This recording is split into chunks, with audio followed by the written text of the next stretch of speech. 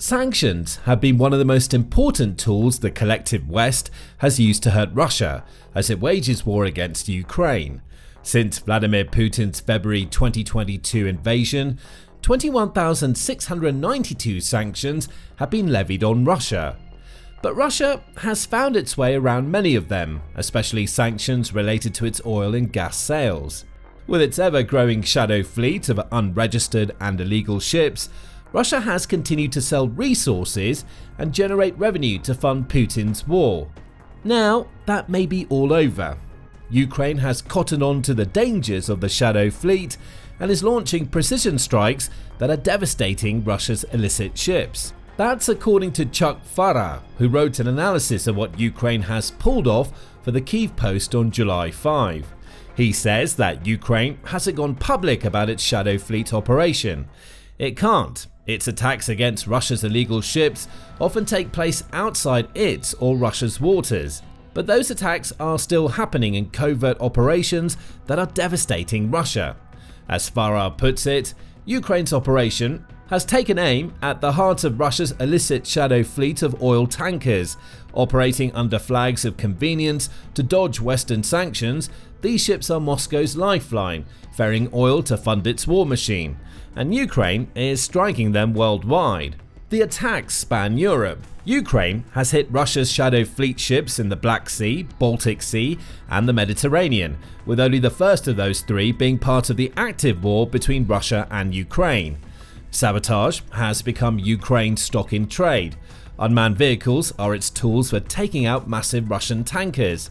Every single assault against Russia's shadow fleet represents a masterclass in Ukrainian subterfuge and ingenuity, all designed to hit Putin where it hurts. Right in the pocketbook he's using to fund his Ukraine invasion.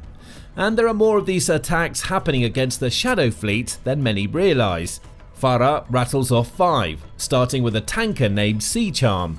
Sailing under the flag of the Marshall Islands on January 28, that tanker was making its way around Turkey's Black Sea coast. That's when it was hit. Though Ukraine hasn't confirmed its role in the strike, it's believed that it was a Ukrainian naval drone that delivered a massive and explosive payload that tore a 3-foot breach in the Seacharm's hull. Ferrum explains. The tanker's propulsion system was crippled, and the Seacharm was dead in the water. And just like that, Ukraine sent a message to Putin. The loss of a single tanker isn't a huge blow to Russia, it can absorb that sort of loss. Far more worrying for Putin is that the shadow fleet sails on discreet and supposedly secret routes to avoid Western sanctions. Ukraine hitting the Seacharm showed Putin that it has eyes on the routes Russia is using, and as importantly, it's willing to project its power far beyond the battle lines of the Ukraine war to stop Russia from using its shadow fleet. And the January 28 attack was just the beginning. On February 4, Ukraine struck again. This time, its target was a ship named the Ferrum. Sailing under the Liberian flag, the vessel had arrived at Tobruk in Libya, which Ferrum says is a hub for Russia's sanctions-dodging oil trade. It's believed Ukraine used a drone again, as a powerful explosion ripped through the ship from the inside, taking out its propulsion shaft and causing enormous damage that forced the ship's owners to spend heavily on a salvage operation. In its report on the incident, the new Voice of Ukraine revealed that the ship's salvage tracking data showed that it had recently visited a Russian port. Ukraine knew precisely what it was doing, both in terms of choosing its target and how it scuttled the ship. The Ferrum didn't sink. That was never Ukraine's intention. As with the Seacharm, Ukraine hit the ship's propulsion system to leave it dead in the water. That was another message delivered to Putin. Ukraine wasn't about to get sloppy with its shadow fleet strikes.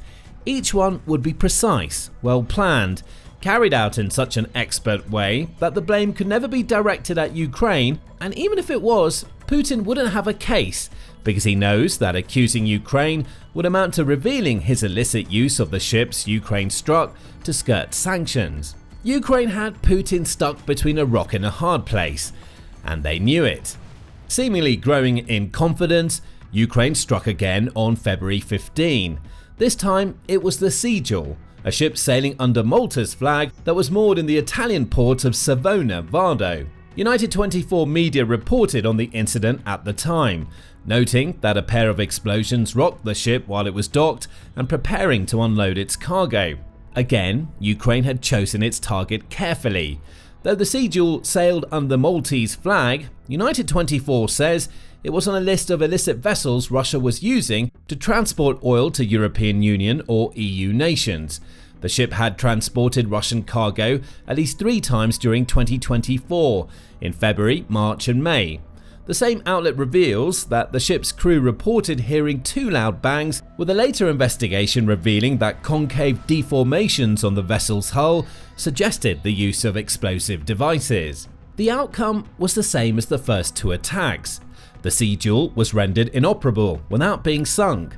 Ukraine had pulled off another masterclass in subterfuge that Ferrum says would have involved the combined use of real-time tracking and covert assets to scuttle the ship.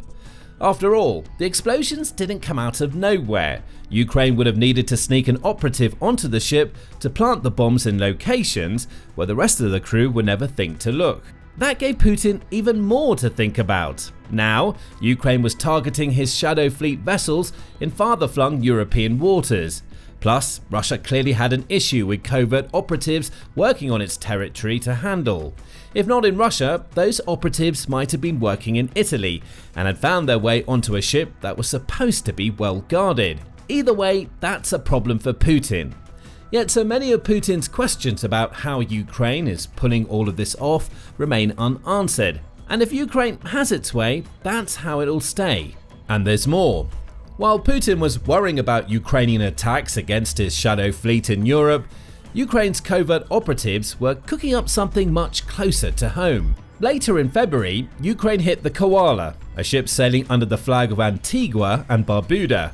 This time, Ukraine's strike took place at Russia's Ust-Luga port, which is located in the Baltic Sea. The attack was an escalation.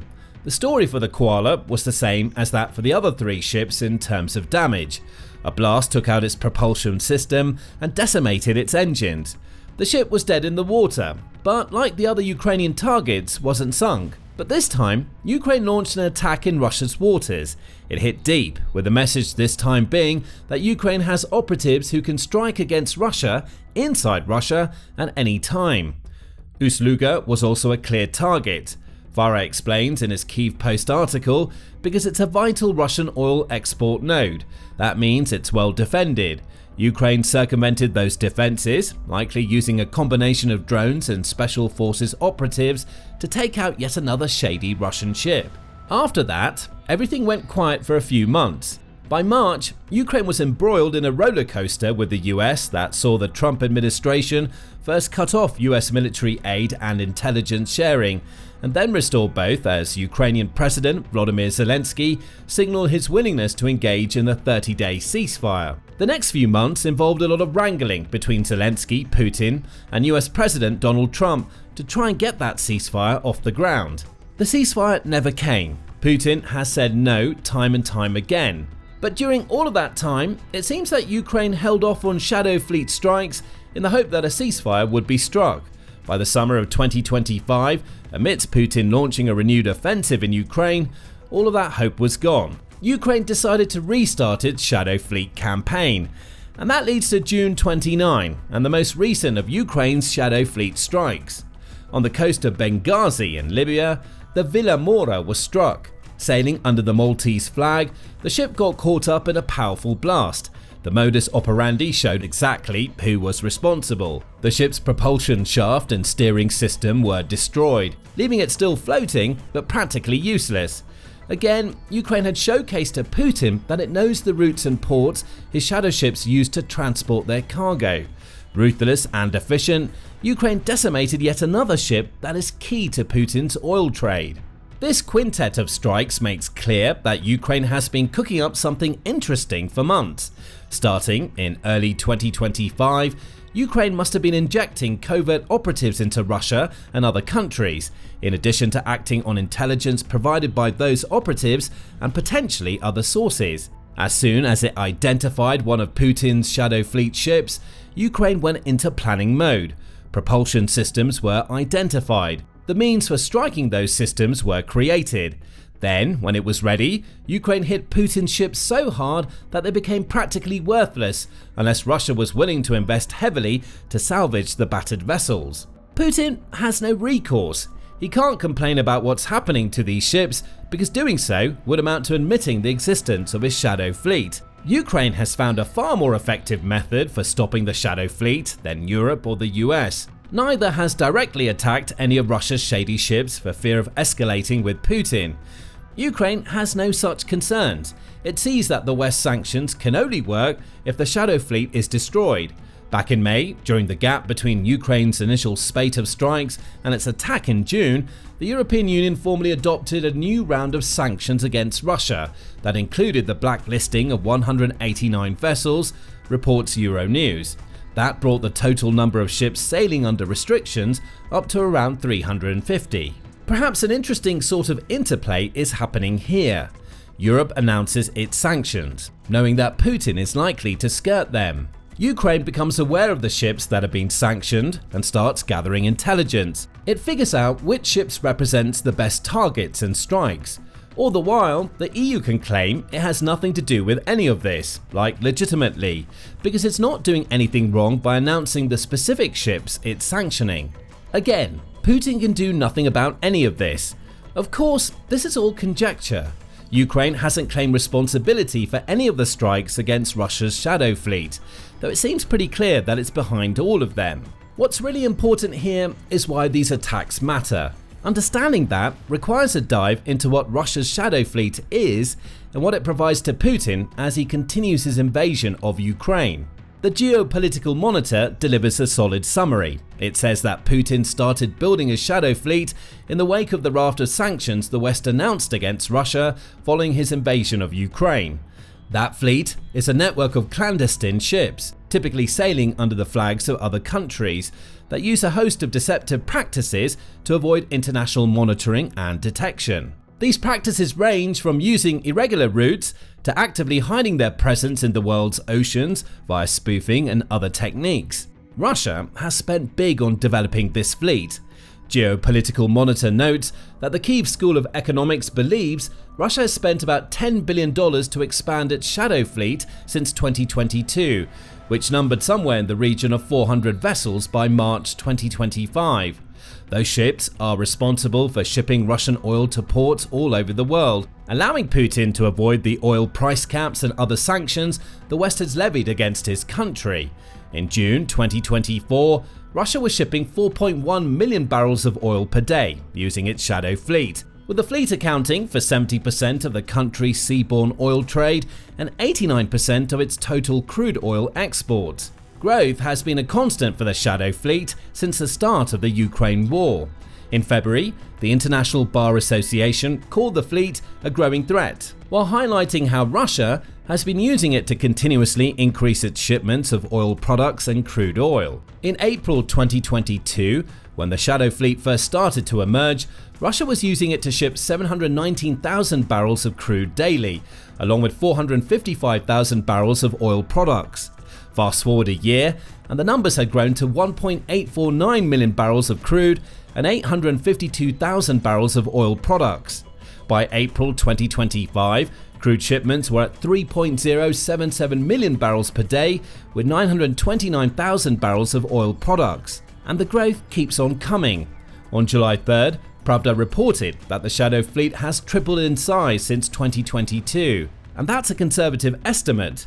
What started as a collection of fewer than 100 ships now numbers anywhere between 300 and 600, with 40% of the vessels having been purchased from sellers in the EU.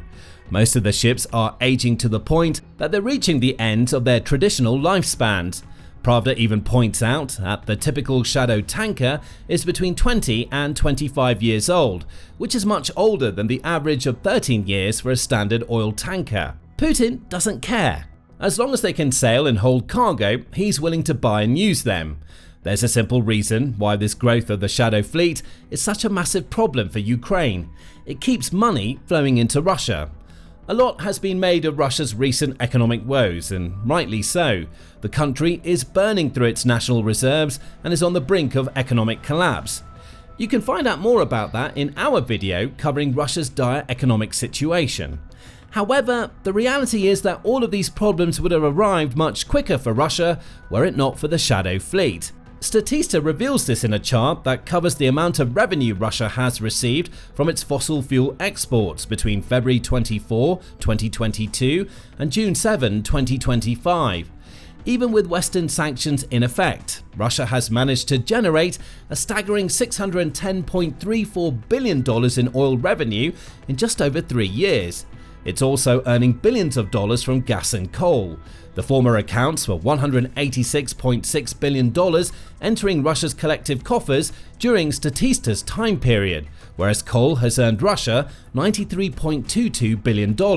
Not all of this money goes directly into Putin's war chest, but a huge amount of it does, and much of it is money that Russia should never been able to access. Bear in mind that, according to Ukraine, Putin's war is costing him up to $1 billion per day.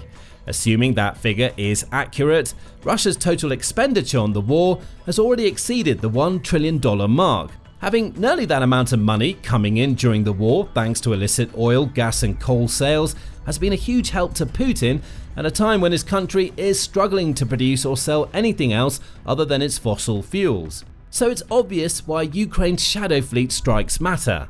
Each ship Ukraine scuttles is a ship that can't transport the products Russia is selling. Less money for Putin amounts to reduced pressure on the front lines.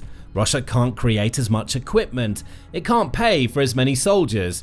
And while 5 ships may seem like a small dent in the grand scheme of things, Ukraine knows that every successful attack strikes fear into Putin's heart. Perhaps it will do the same for the people crewing Russia's shady ships. How much longer will the promise of being able to profit from Putin's illicit dealings appeal to those crews if Ukraine continues bombing the ships they're sailing? Only time will tell. Now, another reason why Ukraine's Shadow Fleet strikes matter is that they highlight just how effective the country's asymmetric warfare techniques have become. That's precisely what the Shadow Fleet strikes are, an asymmetric strategy that doesn't fit into the traditional battle Putin is trying to wage on Ukraine's territory. These sorts of techniques have become commonplace for Ukraine.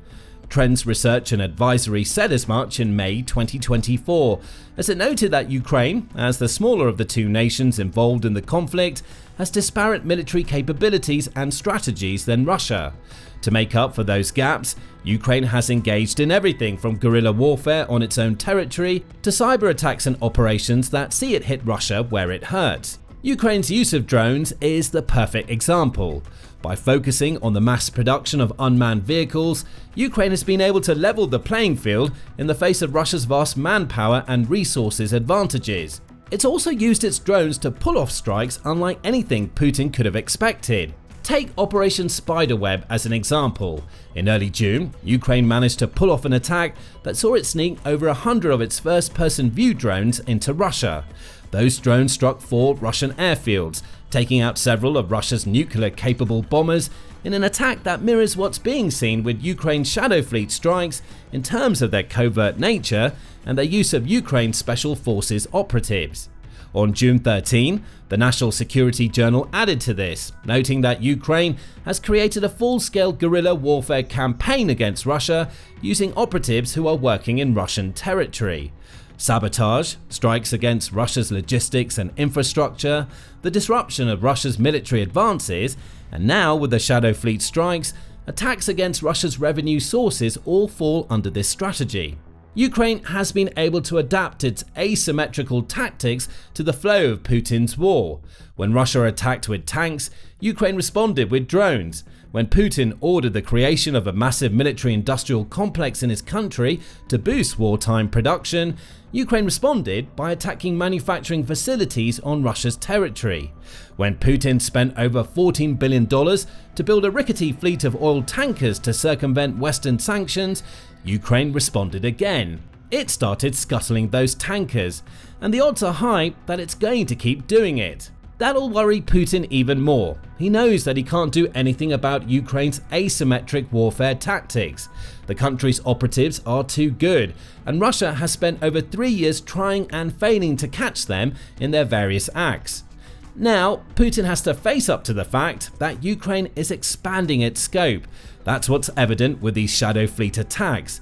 Libya, Italy and Turkey have all become targets in their own ways.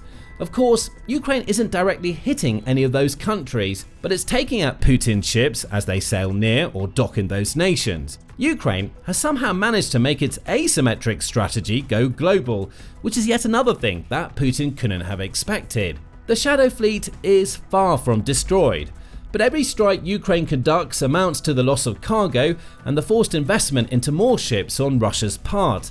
If Ukraine can keep this up, it'll cause massive damage to Russia's revenue streams at a time when Putin's decisions have left its economy on the verge of crumbling. Now, Ukraine has redefined warfare in its battle against Putin's expansionism. Nowhere is that clearer than in the many drone innovations that have allowed Ukraine to get as far as it has. Find out more about those innovations and why they've enabled Ukraine to do things like take out Shadow Fleet ships in our video. And if you enjoyed this video, please subscribe to the Military Show for more commentary on the latest Ukrainian tactics and how they're hurting Russia.